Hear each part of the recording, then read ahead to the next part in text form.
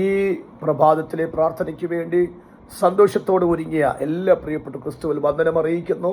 എല്ലാവരും സ്വർഗത്തിലെ കർത്താവ് അനുഗ്രഹിക്കട്ടെ എന്ന് പ്രാർത്ഥിക്കുന്നു.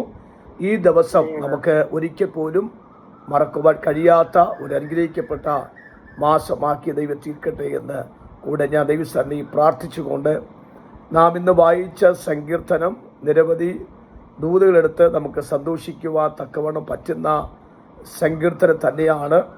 അളവുനൂൽ എനിക്ക് മനോഹര ദേശത്ത് വീണിരിക്കുന്നു, എനിക്ക് നല്ലൊരു അവകാശവും ലഭിച്ചിരിക്കുന്നു. അതൊരു നിവർത്തികരണത്തിൻ്റെ ശബ്ദമായിട്ട് നമുക്ക് വായിക്കാൻ പറ്റുന്ന വാക്കാകുന്നു.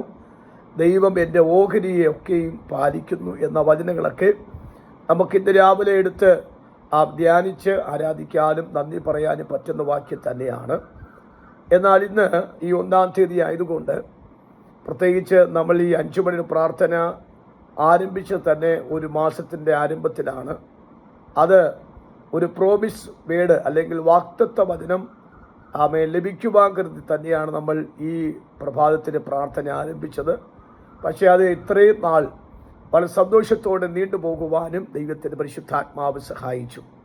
ഇന്ന് പകൽ ഈ പ്രഭാതത്തിൽ അല്ലെങ്കിൽ ഈ മാസം 4-ാമത്തെ മാസത്തിൽ നമ്മൾ ജീവിക്കുവാൻ തക്കവണ്ണം നമുക്കൊരു വചനം നമുക്കെപ്പോഴും ആവശ്യമാണ്. നമുക്കറിയാം, വർഷത്തിൻ്റെ ആരംഭത്തിൽ നാം ഒരു വചനവുമായിട്ടാണ് നമ്മൾ പ്രവേശിക്കുന്നത്. അപ്പോൾ തന്നെ മാസത്തിൻ്റെ ആരംഭത്തിലും നാം ഒരു വചനവുമായിട്ട് ആണ് യാത്ര ചെയ്യുന്നത്. അതുപോലെ തന്നെ വ്യക്തിപരമായിട്ടും ചില ദൈവമക്കൾ രാവിലെ തോറും എഴുന്നേറ്റ് ചില വചനം വായിച്ച് ധ്യാനിക്കുമ്പോൾ അതിൽ നിന്നും ഒരു ദൂത് അവർക്ക് അന്ന് ദിവസം മുഴുവനും രാവിലെ മുതൽ രാത്രി വരെ അവർ സഞ്ചരിക്കുവാൻ തക്കവണ്ണം ആ വചനം അവർക്ക് ഭയങ്കര പ്രചോദനങ്ങൾ ആകാറുണ്ട്.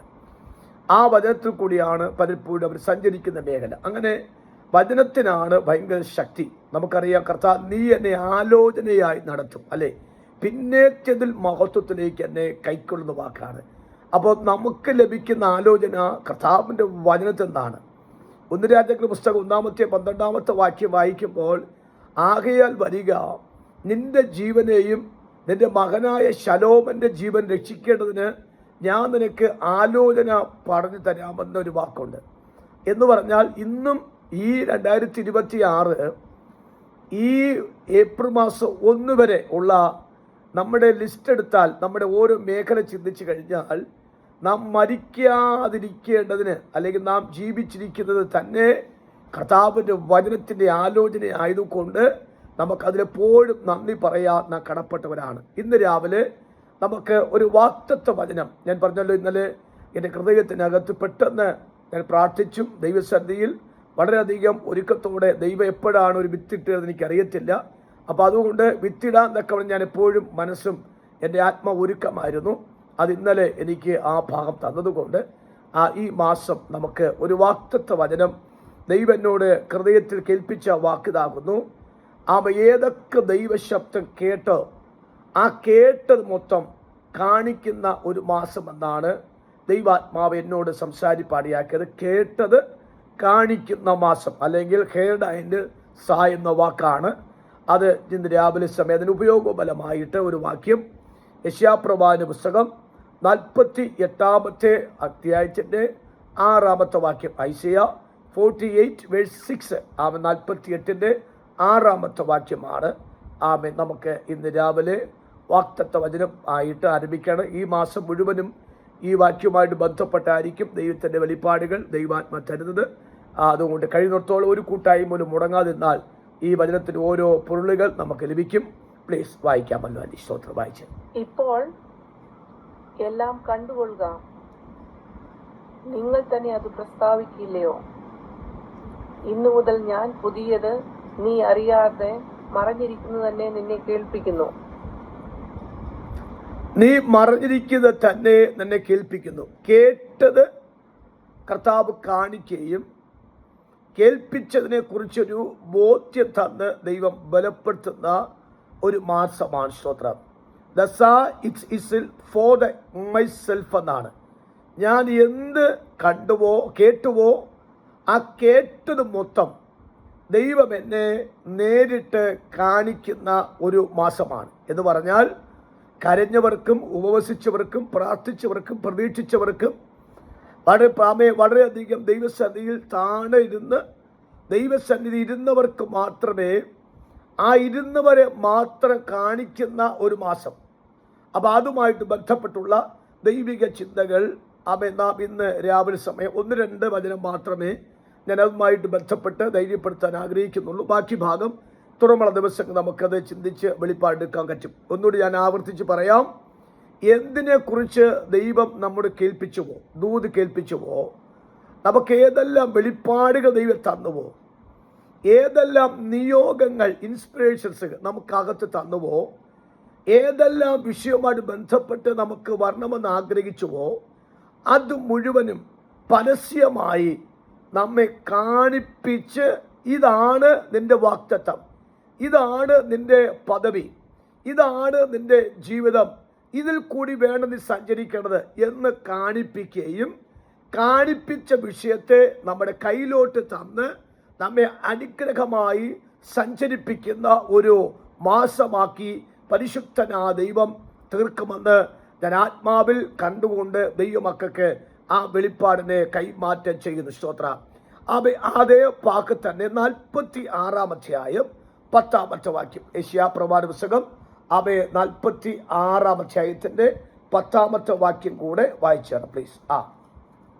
ആരംഭത്തിൽ തന്നെ അവസാനവും പൂർവകാലത്ത് തന്നെ മേലാൽ സംഭവിക്കാനുള്ളതും ഞാൻ പ്രസ്താവിക്കുന്നു. ആരംഭത്തിൽ തന്നെ അതിന്റെ അവസാനവും പൂർവകാലത്ത് തന്നെ മേലാ സംഭവിക്കുന്നതും ഞാൻ നിന്നെ കേൾപ്പിച്ചിരിക്കുന്നു എന്ന വാക്ക്.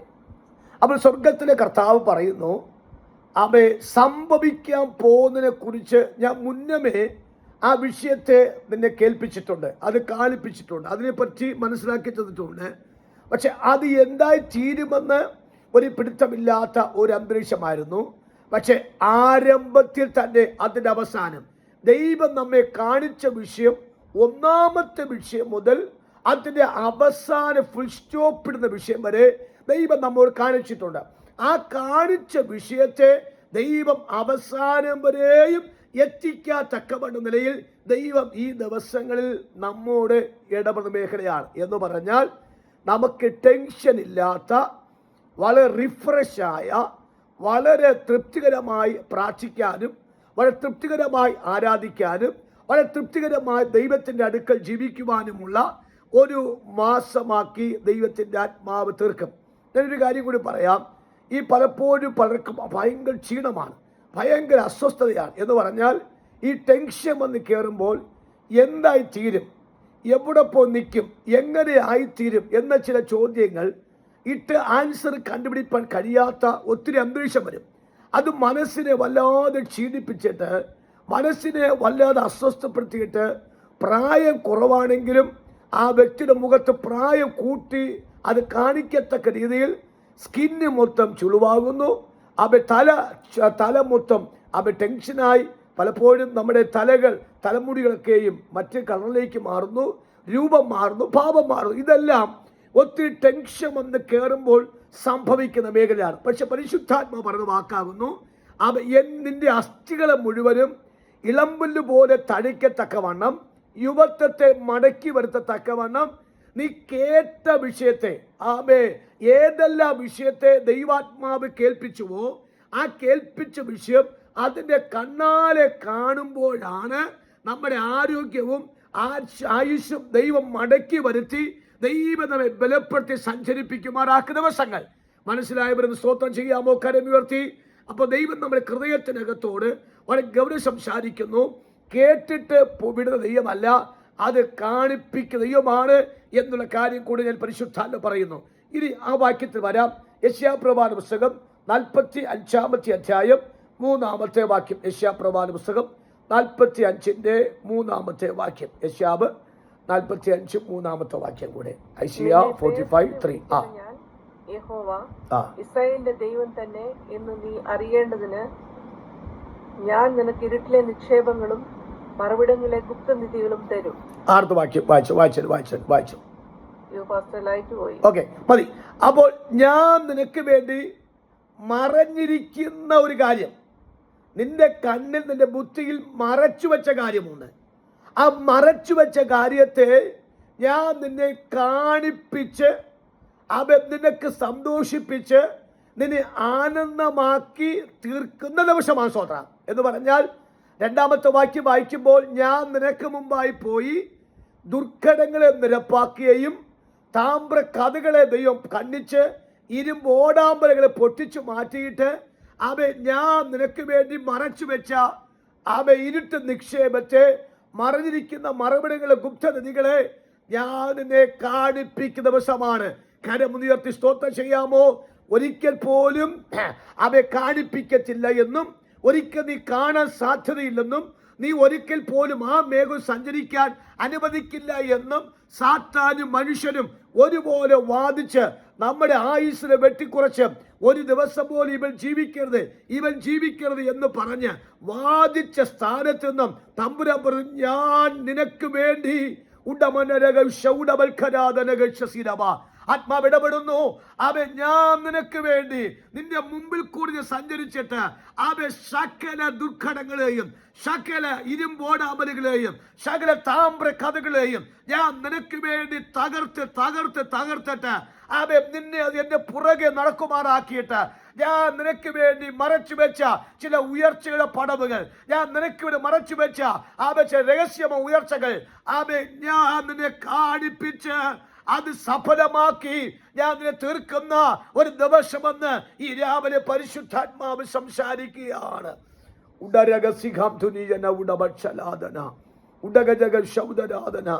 പലപ്പോഴും നമ്മൾ ഒരു അവകാശം പ്രാപിപ്പാൻ ഉപവസിക്കുകയും പ്രാർത്ഥിച്ചും ഒക്കെ സ്റ്റെപ്പുകൾ വെക്കുന്നു എങ്കിലും നമ്മൾ പലപ്പോഴും ക്ഷീണിച്ചു പോകുന്ന അവസ്ഥ ഉണ്ടാകുന്നു.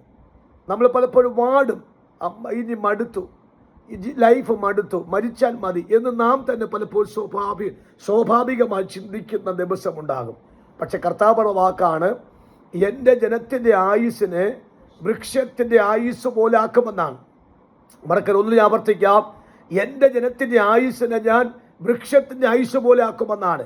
എൻ്റെ വൃതന്മാർ തന്നെ ആ അധ്വാന ബലം തിന്നും, അവർ വൃദ്ധ അധ്വാനിക്കയില്ല, ആപത്തിനായിട്ട് പ്രസവിക്കയില്ല എന്ന വാക്ക് നിമിത്തം ദൈവം ചില വാഗ്ദത്തങ്ങൾ 4 തലമുറ വരെയുള്ള അവകാശം കാണിക്കുമെന്ന് ദൈവത്തിന് പറഞ്ഞിരിക്കുമ്പോൾ 4 തലമുറ ഉയർച്ച കാണേണ്ടവരെ 1 തലമുറ വെച്ചോ 2 തലമുറ വെച്ചോ വെട്ടിക്കളയുന്ന വെട്ടുക്കിളി പോലെ വരുന്ന സംഹാര ശത്രുവിന്റെ കയ്യിൽ നിന്നും ദൈവം പറഞ്ഞ വാക്ക്, ഞാൻ നിന്നെ വിടുവിച്ച് നിന്റെ ആയുസ്സിനെ ഞാൻ കൂട്ടി, നിന്റെ ആരോഗ്യത്തെ ഞാൻ മടക്കി തന്ന് നിനക്ക് കണ്ണിന് കാഴ്ചയും ചെവിക്ക് കേൾവിയും അസ്ഥിക്ക് മത്സ്യയും ഒക്കെ തന്ന് നട്ടലുകൾക്ക് ബലം തന്ന് ആത്മാവിൽ നടന്നിപ്പിച്ച് ഏതെല്ലാം പ്രതികൂലം വന്നാലും നീ ക്ഷീണിച്ചു പോകാതിരിക്കത്തക്കവണ്ണം വാഗ്ദത്തം നിന്റെ ചെവി കേൾപ്പിച്ച് ബലപ്പെടുത്തി ഇന്ന് വരെ കൊണ്ടുവന്ന് കർത്താവ് പറയുന്നു, ഇനിയും ഞാൻ നിന്നെ കേൾപ്പിച്ച വാഗ്ദത്തങ്ങൾ നിന്നെ ഞാൻ കാണിപ്പിക്കുകയും അത് അനുഭവിക്കേണ്ട ഭാഗ്യവും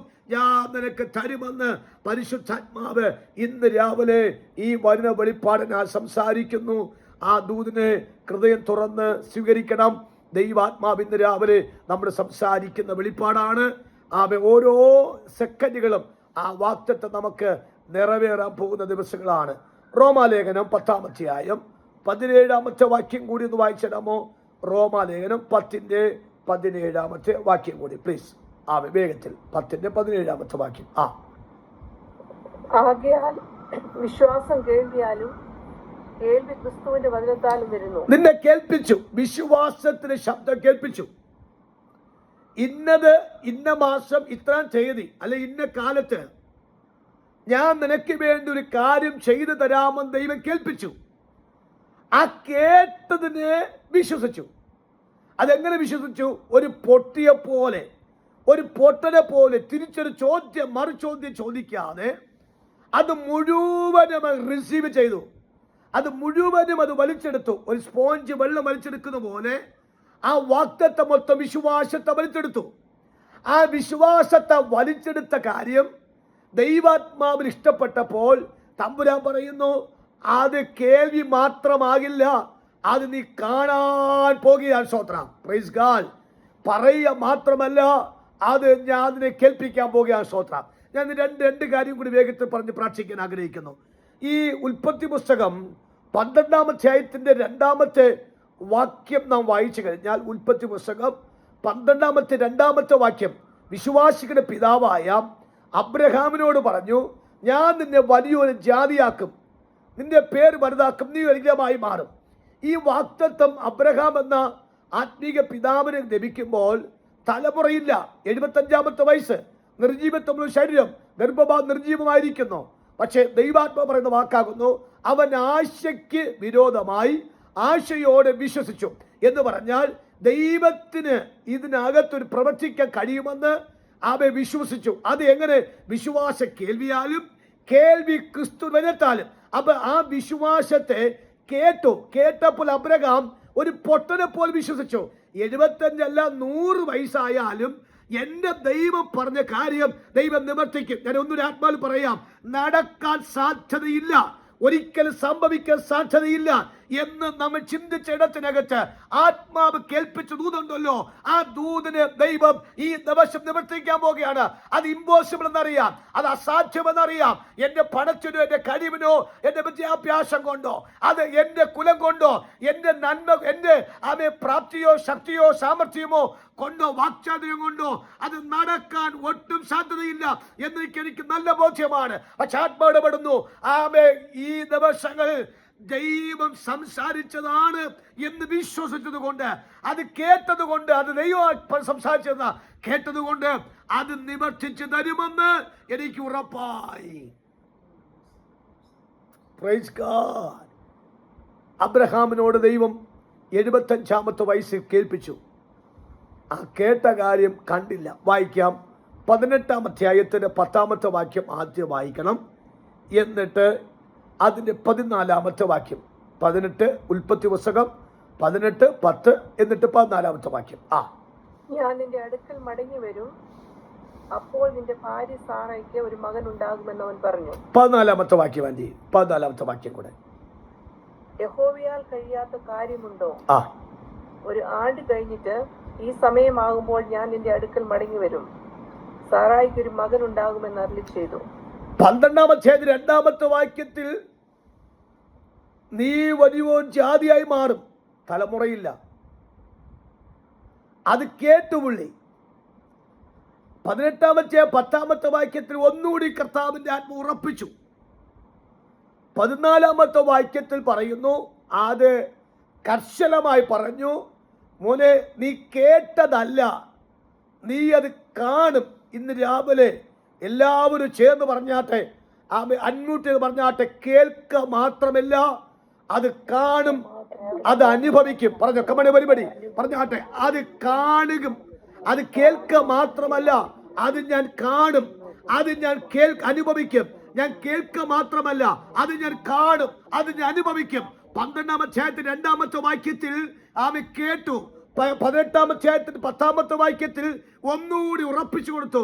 14-ാമത്തെ വാക്യത്തിൽ ഞാൻ അടുത്ത പ്രാവശ്യം ഇതുവഴി വരും, അങ്ങനെ നീ പ്രസവിക്കും ആമേ സാറയെ എന്ന് ദൈവം വീണ്ടും ഊട്ടി ഉറപ്പിച്ച് ദൈവാത്മ പറഞ്ഞു. ദൈവം പറഞ്ഞ കാര്യം ദൈവം ചെയ്യും. ദൈവത്തിന് ഒരു കാര്യവും അസാധ്യമല്ല. ഒന്നുകൂടി ആവർത്തിക്കാം, എന്റെ ദൈവത്തിന് ഒരു കാര്യം അസാധ്യമല്ല. ഇന്ന് രാത്രിയിൽ പ്രഭാതത്തിൽ പരിശുദ്ധാത്മൽ പറയുന്നു, നടക്കില്ല, നടക്കാൻ സാധ്യതയില്ല, അസാധ്യമാണ്, സാധിക്കത്തില്ല എന്ന് നാം തന്നെ ബുദ്ധിപരമായി ചിന്തിച്ച് മാറ്റിവെച്ച കാര്യമുണ്ടല്ലോ, അത് ദൈവപ്രദമാക്കാകണം. ഒരു കാര്യവും എന്റെ കർത്താവിന് അസാധ്യമുള്ള കാര്യമല്ല. എന്റെ കർത്താവിന് മുഴുവൻ കാര്യം സാധ്യമാണ്. ഇനി 21-ാം അധ്യായത്തിൽ വരാമോ? 1-ാമത്തെ വാക്യം മുതൽ അതിന്റെ 5-ാമത്തെ വാക്യം വരെ വായിക്കണം. 1 മുതൽ 5-ാമത്തെ വാക്യം വരെ. ഉൽപ്പത്തി പുസ്തകം 21-ാം അധ്യായത്തിന്റെ 1 മുതൽ 5-ാമത്തെ വാക്യം വരെ. നമ്മൾ കേട്ടത് കർത്താവ് കാണിക്കുകയും കാണിച്ച കാര്യം ദൈവം തീർപ്പ് കൽപ്പിച്ച് ദൈവം നമ്മൾ നിവർത്തിക്കുന്ന ഒരു മാസമാണ്. അതുകൊണ്ട് വളരെ സ്പീഡപ്പ് ചെയ്ത് പ്രാർത്ഥിച്ചോളണം. ഇന്ന് മുതൽ ആ വിഷയം ചൂട് കൊടുത്ത് പ്രാർത്ഥിച്ചോളണം. ദൈവം നമ്മുടെ കണ്ണാൽ കാണിക്കുകയും നമ്മുടെ സ്തോത്രം സ്തോത്രം നമ്മുടെ കയ്യിൽ തരികയും ചെയ്യുന്ന ദിവസമാണ്. വായിച്ചാട്ടെ, വായിച്ചു. അനന്തരം യഹോവ താൻ അരുളി ചെയ്തിരുന്നതുപോലെ സാറയെ സന്ദർശിച്ചു. താൻ വാഗ്ദത്തം ചെയ്തിരുന്നത് യഹോവ സാറയ്ക്ക് നിവർത്തിച്ചു കൊടുത്തു. അബ്രഹാമിന്റെ വാർദ്ധക്യത്തിൽ ദൈവം അവനോട് അരുളി ചെയ്തിരുന്ന അവധിക്ക് സാറ ഗർഭം ധരിച്ചൊരു മകനെ പ്രസവിച്ചു. സാറ അബ്രഹാമിന് പ്രസവിച്ച മകനെ അവൻ ഇസഹാക്ക് എന്ന് പേരിട്ടു. ദൈവം അബ്രഹാമിനോട് കൽപ്പിച്ചിരുന്ന പോലെ അവൻ തന്റെ മകനായ ഇസഹാക്കിന് 8-ാം ദിവസം പരിച്ഛേദന കഴിച്ചു. തന്റെ മകനായ ഇസഹാക്ക് ജനിച്ചപ്പോൾ അബ്രഹാമിന് 100 വയസ്സായിരുന്നു. ദൈവം എനിക്ക് ചിരി ഉണ്ടാക്കി, കേൾക്കുന്നവരെല്ലാം എന്നെ ചൊല്ലി ചിരിക്കുമെന്ന് സാറ പറഞ്ഞു. സാറ മക്കൾക്ക് മുല കൊടുക്കുന്ന അബ്രഹാമിനോട് ആർ പറയുമായിരുന്നു, അവന്റെ വാർദ്ധക്യത്തിലല്ലോ അവനൊരു മകനെ പ്രസവിച്ചതെന്ന് അവൾ പറഞ്ഞു. മതി. Thank you aunty. ആ വാക്ക് ശ്രദ്ധിച്ചാലോ? നമ്മൾ ഓരോ പദങ്ങളും ശ്രദ്ധിക്കണം. ദൈവം പറഞ്ഞ കാര്യം, അതാണ് വാക്കിൽ. അനന്തരം യഹോവ താൻ അരുളി ചെയ്തതുപോലെ സാറയെ സംരക്ഷിച്ചു. അടുത്ത വാക്ക്, താൻ വാഗ്ദത്തം ചെയ്യുന്നത് യഹോവ സാറയ്ക്ക് നിവർത്തിച്ചു കൊടുത്തു. ദൈവം പറഞ്ഞ കാര്യം ദൈവം ചെയ്യുമെന്ന് ദൈവത്തിൻ്റെ ആത്മാവ് ഇവിടെ തെളിയിക്കുകയാണ്. ദൈവം ഒരു കാര്യം വ്യക്തമായിട്ട് നമ്മൾ സംസാരിച്ചിട്ടുണ്ടെങ്കിൽ സംസാരിച്ച കാര്യം അത് ദൈവം ചെയ്യും. അബ്രഹാമിൻ്റെ വാർദ്ധക്യത്തിൽ ദൈവം അവനോട് അരുളി ചെയ്തിരുന്ന അവധിക്ക് സാറ ഗർഭം ധരിച്ചു. ഓർത്തോണം, ദൈവം ദർശനത്തിന് ഒരു അവധി വെച്ചിട്ടുണ്ട്. ദൈവം ഒരു കാലഘട്ടം നമുക്ക് വേണ്ടി മാറ്റിവെച്ചിട്ടുണ്ട്. ദൈവം ഒരു അരുളപ്പാട് നമുക്ക് വേണ്ടി കർത്താവ് മാറ്റിവെച്ചിട്ടുണ്ട്. അതിന്റെ അവധി നിവർത്തിക്കുമ്പോൾ ദൈവം തരും എന്ന് പറഞ്ഞാൽ അതൊരു മെച്യൂറാകുമ്പോൾ, അത് പ്രാപ്തിയാകുമ്പോൾ, വിശ്വാസത്തിന്റെ ക്ലൈമാക്സ് എത്തുന്ന സമയമാകുമ്പോൾ ആ ദൂത് ദൈവം നിവൃത്തി തരും. ആ ദൂത് നിറവേറുമ്പോൾ അബ്രഹാമിന് 100 വയസ്സാകുന്നു. ദൈവം എനിക്ക് ചിരി ഉണ്ടാക്കി എന്ന് സാറ പറഞ്ഞു. ഇന്ന് രാവിലെ സമയം പരിശുദ്ധാത്മാവിൽ പ്രവചനാത്മാവോടുകൂടെ ആ വെളിപ്പാടിനെ ഷെയർ ചെയ്യട്ടെ. ഈ മാസം ആത്മാവ് ധൈര്യപ്പെടാം. നാം ചിരിക്കാൻ പോവുകയാണ്, നാം സന്തോഷിക്കാൻ പോവുകയാണ്, നാം ആനന്ദിക്കാൻ പോവുകയാണ്, നാം ഒത്തിരി ആരാധിക്കാൻ പോവുകയാണ്, നാം ഒത്തിരി നന്ദി പറയാൻ പോവുകയാണ്. ദൈവം നമ്മെ ചിരിപ്പിക്കുന്നു. കരഞ്ഞവർ, ദുഃഖിച്ചവർ, വ്യാകുലപ്പെട്ടവർ, ആകപ്പാടെ ചഞ്ചലിച്ചവർ, മാനസികമായി തകർന്നവർ, എന്ത് ചെയ്യണം ഏത് അറിയുവാൻ കഴിയാതെ വേണം കൺഫ്യൂഷായ വ്യക്തികൾ ദൈവാത്മ ഇന്ന് രാവിലെ ഇടപെടുന്ന വാക്കാകുന്നു. ആ വ്യക്തികൾ ഉടാരകൾ ശൗടമാനകൾ ആ പ്രിയപ്പെട്ടവർ ചിരിക്കത്തക്കവണ്ണം ദൈവമക്കളെ ഒത്തിരി കരഞ്ഞവർ ഒത്തിരി ചിരിക്കാൻ പോവുകയാണ്. ഒത്തിരി നരങ്ങിയവർ ഒത്തിരി ആനന്ദിക്കാൻ പോവുകയാണ്. ഒത്തിരി താണുപോയവർ ഒത്തിരി ഉയർച്ച പ്രാപിക്കാൻ പോവുകയാണ്. ഒത്തിരി ശൂന്യമായവർ ഒത്തിരി നിറവിലേക്ക് വരാൻ പോവുകയാണ്. ഒത്തിരി ഞെരുങ്ങിയവർ ഒത്തിരി വിശാലതയ്ക്ക് പ്രാപിക്കാൻ പോവുകയാണ്. ഒത്തിരി ഒത്തിരി ബുദ്ധിമുട്ടിയവർ ഒത്തിരി ഒത്തിരി അനുഗ്രഹത്തിലേക്ക് പ്രവേശിക്കുകയാണ്. അങ്ങനെയെങ്കിൽ ഈ ദിവസങ്ങൾ ചിരിക്കും, സന്തോഷിക്കും, ഉല്ലസിക്കത്തക്ക നിലയിൽ അടയാളത്തോടെ ജനാദന കരങ്ങളെ അടിച്ച് ദൈവാത്മാവിൽ നിയോഗമുള്ള വ്യക്തികൾ കരമടിച്ച് അന്യഭാഷയോടെ ആ റിസീവ് ചെയ്യാം കമണ പരിപടി റിസീവ് ചെയ്യാം. മുറുഖാന ശേബാൽ ഖരാദുനി വൈഡബത്തുന യേശുവിന്റെ നാമത്തിൽ എന്റെ ദൈവത്തിന് പ്രവർത്തിക്കായി തമ്മിൽ ഇടപെടുന്ന ആ ദൈവത്തെ വാഴ്ത്തുന്നു. കേൾക്കുക മാത്രമല്ല അത് കാണിപ്പിക്കുന്ന ദൈവമാണ്. ദൈവം പറഞ്ഞ കാര്യം ദൈവം നിവർത്തിക്കുന്ന ദൈവമാണ്. Praise the Lord. ഇന്ന് രാവിലെ എത്ര പേർക്ക് സന്തോഷിക്കാൻ പറ്റും? ദൈവമേ, കുറേ വർഷങ്ങളായി ദൈവം എന്നോട് കേട്ട കാര്യം എന്ന് നിറവേറും, എന്നത് കയ്യിലോട്ട് വരും, എന്ന് അതിൻ്റെ ജീവിതത്തിന് സഫലമാകും എന്ന് നമ്മൾ സ്തോത്രം നമ്മൾ നോക്കിക്കൊണ്ടിരുന്നു, കാത്തോണ്ടിരുന്നു. അത് നമ്മൾ കയ്യിലോട്ട് വരുമ്പോൾ നമുക്കുണ്ടാകുന്ന എക്സ്പ്രഷൻ എന്ന് പറയുന്നത് അത് വർണ്ണിക്കാൻ പറ്റാത്ത ഒരു എക്സ്പ്രഷൻ ആയിരിക്കും. നിശ്ചയമായും ഈ 2026 ഈ 4-ാമത്തെ മാസം ഏപ്രിൽ മാസം നമ്മുടെ ജീവിതത്തിന്റെ തുടക്കം എന്ന് പറയുന്നത് ഈ ദൂതുമായിട്ടുള്ള തുടക്കമാണ്. Thank you lord. റുഖാനമ ശബൽഖരാദന ആബെ ദൈവാത്മാവ് ഇന്ന് രാവിലെ ഈ വചനത്തിൽ നിങ്ങൾക്ക് പറഞ്ഞിരിക്കുന്ന ചില ദൂതുകൾ ദൈവത്തിന്റെ ആത്മാവ് കാണിക്കുമ്പോൾ ഞാൻ ഇതുമായിട്ട് ബന്ധപ്പെട്ടായിരിക്കും ഇനിയുള്ള ദിവസങ്ങളിലെ നമ്മുടെ മെസ്സേജുകൾ ആ ദൂതുകൾ വെളിപ്പെട്ടു വന്ന വാക്ക്. അതുകൊണ്ട് ഈ വചനം കൊണ്ട് നമ്മെ ഇന്ന് രാവിലെ സ്വർഗ്ഗ കർത്താവ് ഐശ്വര്യമായിട്ട് അനുഗ്രഹിക്കട്ടെ എന്ന് വളരെ ആത്മാർത്ഥമായിട്ട് ദൈവസന്നിധി പ്രാർത്ഥിക്കുന്നു. നമ്മുടെ കർത്താവ് വിശ്വസ്തന്റെ കർത്താവാണ്.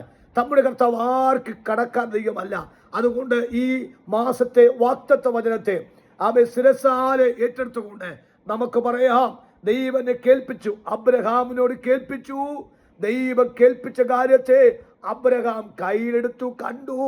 അബ്രഹാമിന്റെ ഭാര്യ സാറ അത് കണ്ട് ദൈവനെ ചിരിപ്പിക്കുമാറാക്കി എന്ന് പറഞ്ഞതുപോലെ ഞാൻ ഇന്ന് രാവിലെ കർത്താവിന്റെ മുമ്പിൽ ശുശ്രൂഷിക്കുന്ന, മധ്യസ്ഥത പ്രാർത്ഥിക്കുന്ന ദൈവദാസ നിലയിൽ ഞാൻ ആത്മാവിൽ പറയുന്നു, നിങ്ങളുടെ ഉയർച്ചകൾ ഞാൻ കാണും, നിങ്ങളുടെ ഉയർച്ചകൾ ഞാൻ അനുഭവിക്കും ആമേ എന്ന് ഞാൻ ആത്മാവിൽ ധൈര്യപ്പെടുന്നു, വിശ്വസിക്കുന്നു.